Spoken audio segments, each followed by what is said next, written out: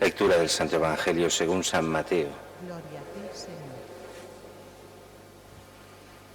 En aquel tiempo, mientras Jesús hablaba, se acercó un jefe de los judíos, que se arrodilló ante él y le dijo: Mi hija acaba de morir, pero ven tú, impón tu mano sobre ella y vivirá. Jesús se levantó y lo siguió con sus discípulos. Entretanto, una mujer que sufría flujos de sangre desde hacía 12 años, se le acercó por detrás y le tocó la orla del manto, pensando que con solo tocarle el manto se curaría. Jesús se volvió al verla y le dijo: Ánimo, hija, tu fe te ha salvado. En aquel momento quedó curada la mujer. Jesús llegó a casa de aquel jefe y al ver a los flautistas y el alboroto de la gente dijo: Retiraros, la niña no está muerta, está dormida. Y se reían de él. Cuando echaron a la gente, entró él, cogió a la niña de la mano y ella se levantó. Y la noticia se divulgó por toda aquella comarca. Palabra del Señor. Gloria a ti, Señor. Jesús.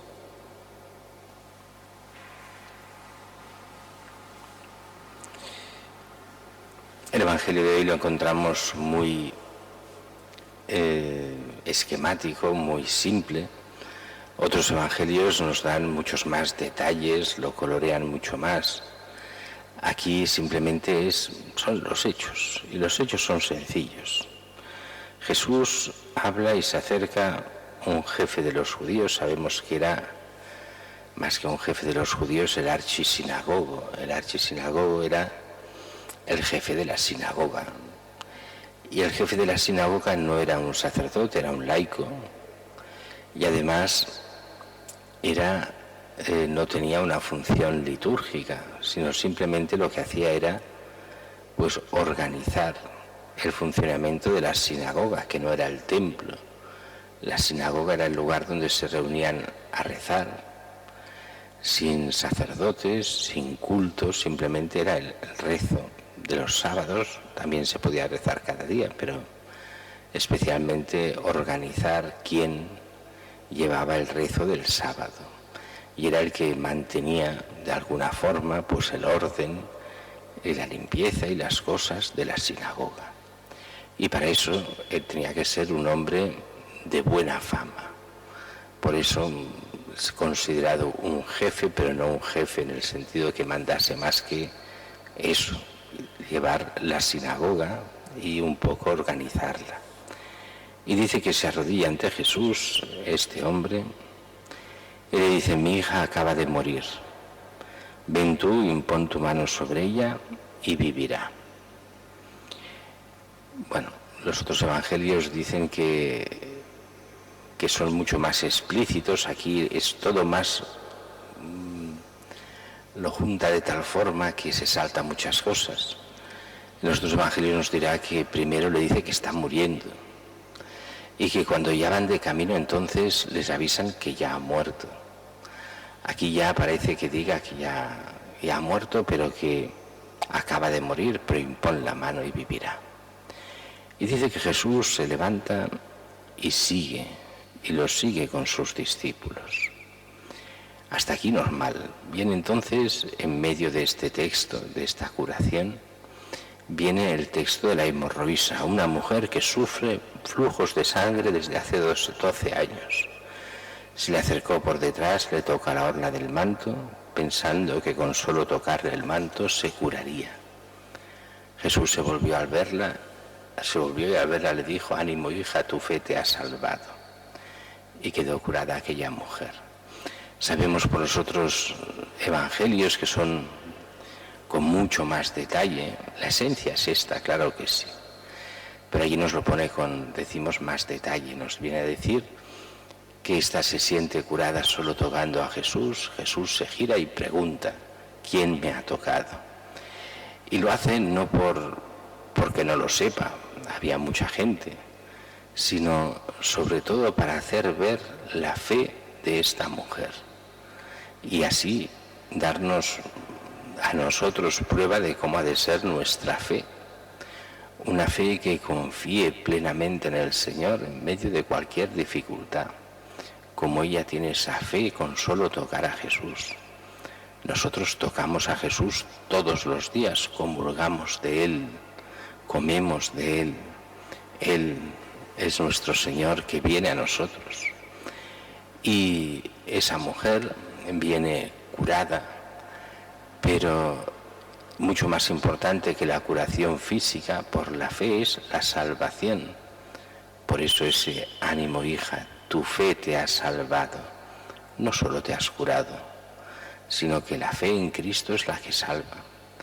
Y nos dirá años después Eusebio de Cesarea, el obispo de Cesarea, justo cuando acaban las persecuciones, casi al inicio del siglo IV, escribe su famosa historia eclesiástica. Es el primer historiador cristiano, no sé si decir católico, porque en ese momento este señor era un poco hereje y se hace arriano, aunque, bueno, el caso es que este es el obispo de Cesarea y dice que en Cesarea de Filipo, cuando él fue, hizo toda la visita, casa por casa, sitio por sitio, se encuentra con la casa que pertenecía, según toda la tradición que le llega hasta él, la casa que pertenecía a esta hemorroísa, que era de allí, de Cesarea de Filipo.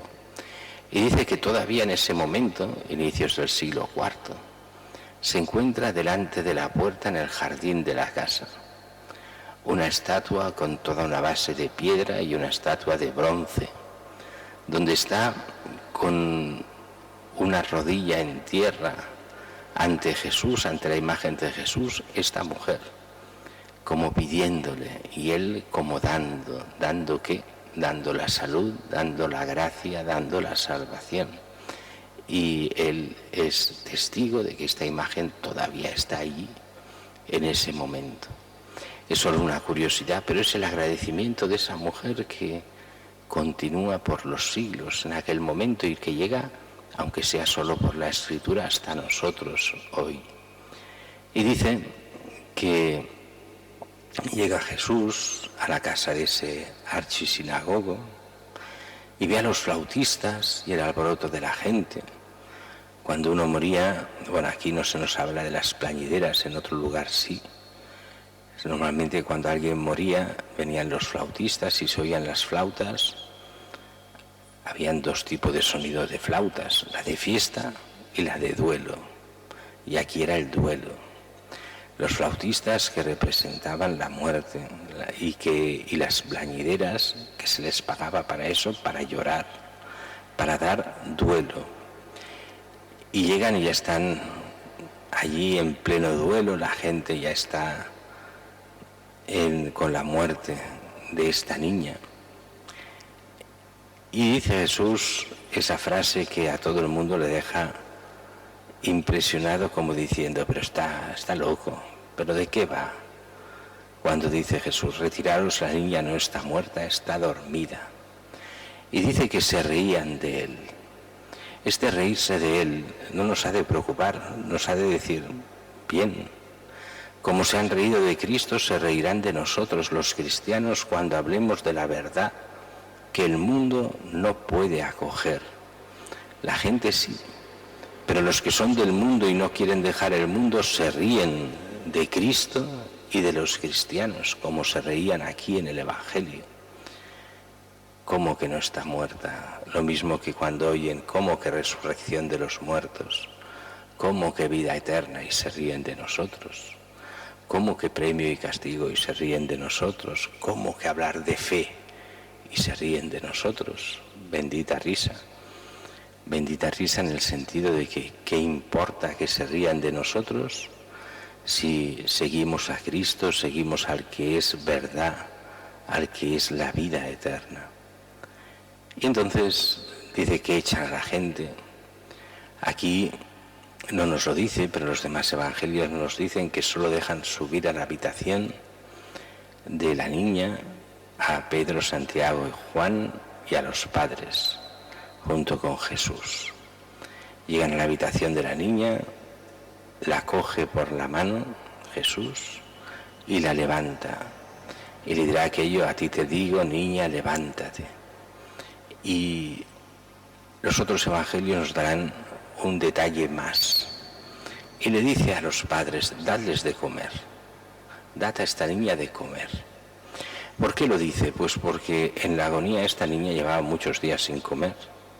Y esa niña, aparte de haber muerto y resucitado, aunque es la muerte puramente de dejar la vida para volverla a tomar, no es la muerte y la resurrección eternas, es como la resurrección de Lázaro, no es como la de Jesús, que resucita realmente para entrar en la nueva vida.